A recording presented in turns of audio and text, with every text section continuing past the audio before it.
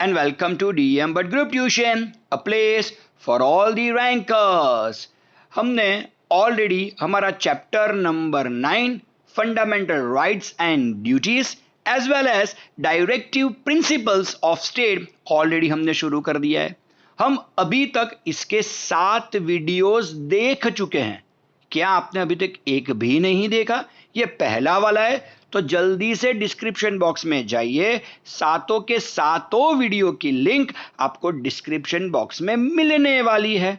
तो चलिए आज हम अपने इस चैप्टर का सबसे लास्ट और 8वां इंस्टॉलमेंट शुरू करने जा रहे हैं डायरेक्टिव प्रिंसिपल्स में, जो तीसरे स्थान पे आता है, that is principles related to internal and political policies.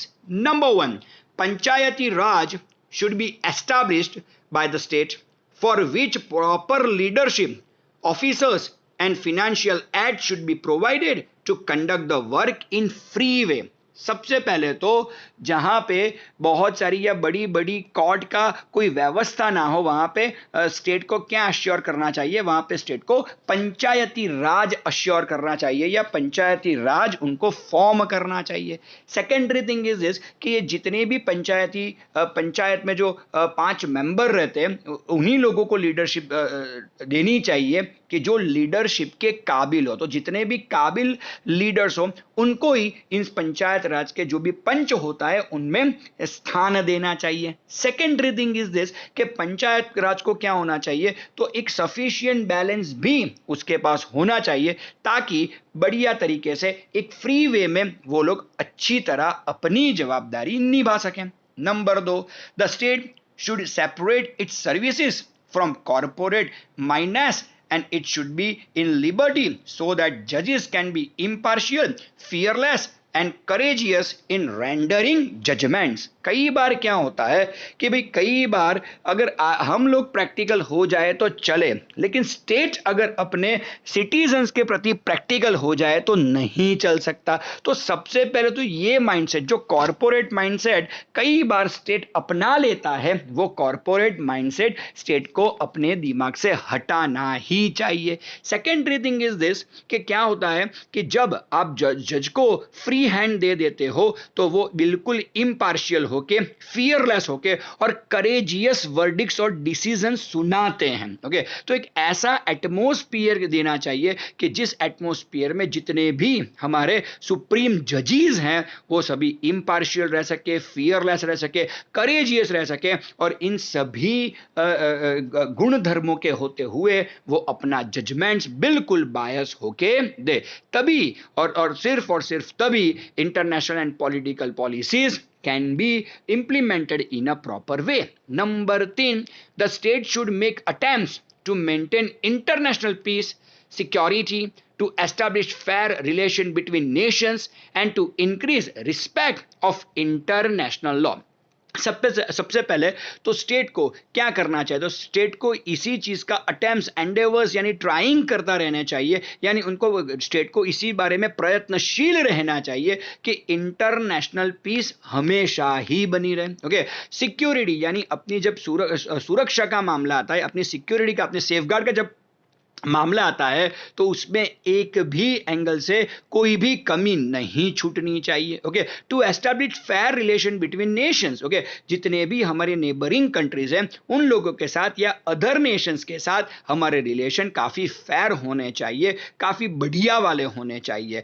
To increase respect of international law, और जो भी इंटरनेशनल लॉ है, जो भी अंतरराष्ट्रीय जो कानून है, वो अंतरराष्ट्रीय कानून के प्रति हमारा रिस्पेक्ट दिन ब दिन बढ़ता रहना चाहिए। तो ये सारी चीजें क्या हैं? तो ये सारी चीजें एक स्टेट की मॉरल रिस्पॉन्सिबिलिटी में आती है, और अंडर किस में आती है? तो आती है under principles related to the international and political policies. Let's go for the fourth one. Okay, that is principles related to education and cultural policy. अब चौथे नंबर पे क्या आती है? तो डायरेक्टिव प्रिंसिपल्स में अगर हम देखें तो चौथे पायदान पे हैं principles related to education and cultural policy.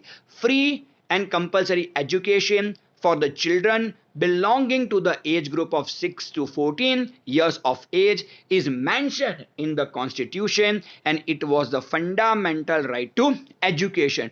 2009 2009 2009 इसे हमें बिल्कुल ही यानी कि 2009 को हमें बिल्कुल ही भूलना नहीं चाहिए. सबसे बढ़िया वाली चीज हमारे कॉन्स्टिट्यूशन में ऐड की गई जो है राइट टू एजुकेशन. उसके अनुसार हम इतना जरूर से तय कर सकते हैं कि 6 साल से लेके 14 साल तक का कोई भी बच्चा हो वो बिना एजुकेशन से ना वंचित रहे. वो एजुकेशन से बिल्कुल ही वंचित नहीं रहना चाहिए और ये चीज किसी भी कीमत पर स्टेट को अश्योर करनी ही पड़ती है. To preserve and protect state heritage, artifacts, monuments, cultural places, art and building, the state should protect these cultural heritage places from distortion, robbery, transition, disposal and deterioration. तो ऐसा हम जरूर से बता सकते हैं कि जब भी हेरिटेज को प्रिजर्व करने की बात आए, हेरिटेज वैसे दो किस्म के होते हैं, एक कल्चरल हेरिटेज होता है, दूसरा नेचुरल हेरिटेज होता है. तो दोनों का दोनों जो हेरिटेज रहता है उसका प्रिजर्वेशन की जिम्मेवारी अगर किसी की है तो वो सिर्फ और सिर्फ स्टेट की ही रहती है. ओके, इसमें सभी चीजें आ जाती है, मॉन्यूमेंट्स हो या कल्चरल प्लेसेस हो या आर्ट इफेक्ट्स हो या आर्ट हो या बिल्डिंग हो, इन सभी चीजों से डिस्टोरिएशन यानी कोई ऐसे बिगाड़ रहा है तो उसे बिगाड़ने नहीं देना है. ट्रांजिशन यानी कोई उसका संक्रमण कर रहा है या ऐसा हम बोल सकते हैं कि कोई उसमें ट्रेस पासिंग कर रहा है तो उसे हमें ये अलाउ नहीं करना है. डिस्पोजल यानी कोई इसका निपटान कर रहा है, कोई उसे ले लेके बेच रहा है तो वो भी हमें नहीं करने देना. और डिटोरियोरेशन यानी कोई इसका क्षय यानी कोई इसको हानि पहुंचाने की कोशिश कर रहा है तो ये सभी चीजें देखने की जिम्मेवारी सिर्फ और सिर्फ स्टेट की ही आती है. और वो जो कोई भी समुदाय हो या जो कोई भी इंडिविजुअल हो उनको रोकने की जिम्मेवारी भी सिर्फ और सिर्फ स्टेट की ही आती है. चलिए आगे बढ़ते हैं. The state should have the aim of preserving the cultural and historical legacies. जितनी भी स्टेट में जो जितनी भी कल्चरल और हिस्टोरिकल लेगेसीज है उन सभी को प्रिजर्व करने की जिम्मेवारी भी सिर्फ और सिर्फ स्टेट के जिम्मे ही आती है. और सबसे 5 नंबर पर और सबसे लास्ट नंबर पर अगर कोई आता है तो that is principles related to health policies. तो हेल्थ पॉलिसीज को भी देखना जो किसी की जिम्मेवारी हो तो वो सिर्फ और सिर्फ स्टेट की ही बनती है. Public wellness and hygiene should be provided along with provision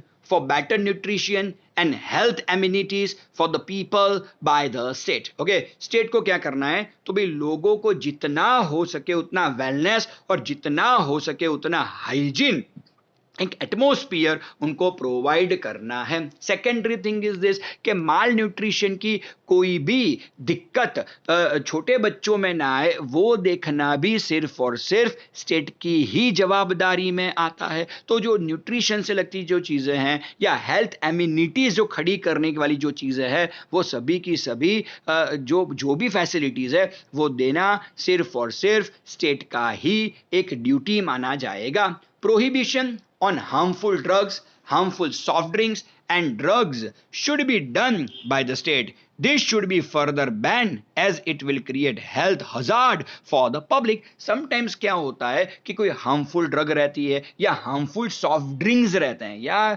ऐसे बहुत सारे पास्ट में हमने किस्से देखे हुए हैं कि जब उन्होंने जो हार्मफुल जो कोल्ड ड्रिंक्स हैं उन पे बैन लगाया है. स्टेट ने कई बार ऐसे हार्मफुल जो कोल्ड ड्रिंक्स रहते हैं उन पे बैन लगाया है. बरसों पहले रसना पे जब तकरीबन ये किस साल की बात है तो तकरीबन ये 1990 के आसपास की ये बात है कि जब उन्होंने रसना जो कोल्ड ड्रिंक आता है जो हम घर पे जिसका शरबत बना सकते हैं उन पे स्टेट ने बैन लगाया था. रसना कंपनी पे बैन लगाया था. क्यों बैन लगाया था? क्योंकि इसलिए बैन लगाया था कि भाई रसना में से कोई CVO नाम का कोई केमिकल निकला था और CVO ह्यूमन हार्ट के लिए काफी डैमेजिंग होता है. तो उसी वजह से क्या हुआ था कि रसना की पूरी फैक्ट्री को डिटेन की गई थी और रसना के जितने भी सेलिंग आउटलेट्स हैं उन सभी को बैन किया गया था. ओके, और तकरीबन 6 या 12 महीनों तक रसना को बिल्कुल ही चलने नहीं दिया गया था. अब अभी की अगर बात करें तो मैगी में से लेड निकला था, राइट. तो मैगी को भी बैन किया गया था। Okay,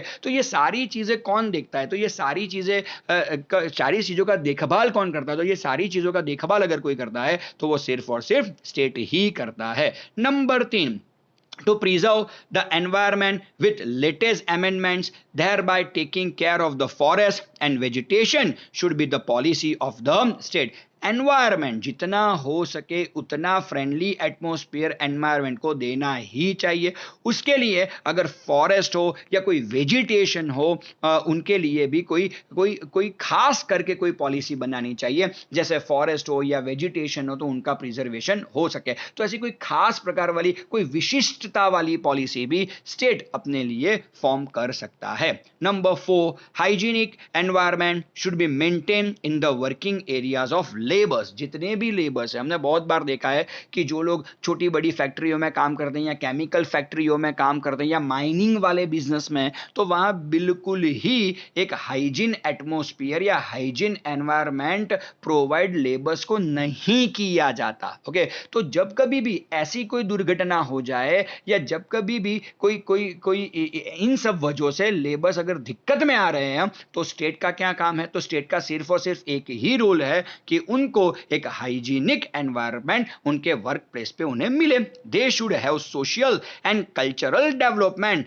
eight the time of leisure. और वो लोग जो अपना फ्री टाइम रहता है, लेजर यानी जो फ्री मौज मस्ती वाला टाइम रहता है, उनमें उन्हें सोशल और कल्चरल डेवलपमेंट के गुण उनको अगर सिखाया जा सके तो वो सिखाए जाने चाहिए। Environment provision should be there to maintain mental health. Okay, तो entertainment, we can speak like this, entertainment provision should be there to maintain mental health. Okay, sometimes क्या होता है, तो हम सभी लोगों ने ये चीज फेस किया हुआ है कि we get stuck, we get bored. Okay, तो ये बोर्डम को किस तरह से किल किया जाए, how to kill time, तो at that time entertainment का भी कोई ना कोई प्रावधान जरूर से करना चाहिए। तो ये सारी की सारी चीजें जो कोई भी है वो रिलेट करती है principles related to health policies. तो ये सारी की सारी चीजें हेल्थ रिलेटेड की जो पॉलिसीज है वो उसका ध्यान, उसकी देखभाल करने का जिम्मा भी सिर्फ और सिर्फ स्टेट पर ही रहता है। तो जितने भी ये जो कुछ भी है वो स्टेट की मॉरल रिस्पॉन्सिबिलिटी है।